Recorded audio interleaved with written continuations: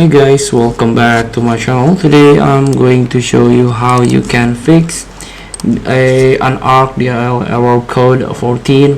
Archive header is corrupted. So here we go.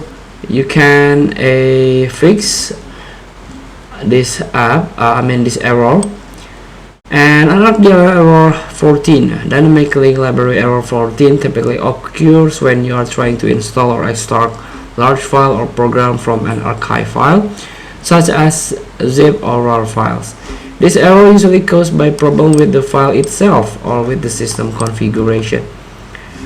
So here you can run sfc, you can open cmd command prompt, cmd. Here we go. This is command prompt and run as administrator.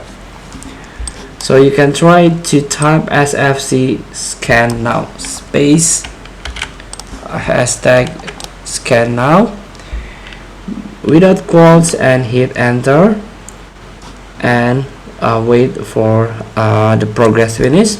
So this is the fix missing or corrupted system files on your Windows.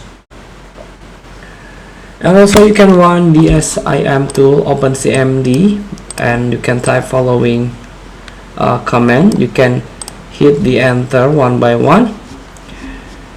So after that you can close all running application, runs window in safe mode to get automatic updates.